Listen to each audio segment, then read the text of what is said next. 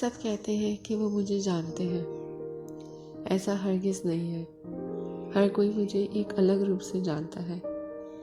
ایک ایسی لڑکی ہوں جو ہنسے تو ہنستی جائے، کبھی معمولی بات پر رو دے، کبھی بڑی سی بڑی تکلیف پر بھی ضبط کر جائے، کبھی چھوٹی سی بات پر ڈھیروں وضاحتیں دینے لگے تو کبھی بڑے سے بڑے الزام پر بھی چپ ہو جائے۔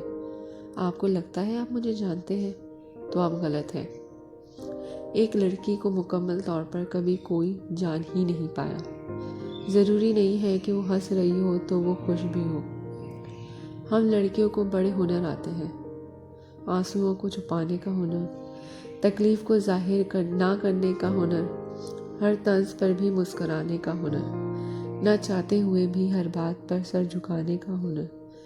ہم لڑکیاں ہر رشتے کے مطابق خود کو ڈھالنے کی کوشش کرتی رہتی ہیں اور آپ کو پتہ ہے آخر میں رون دی جاتی ہیں۔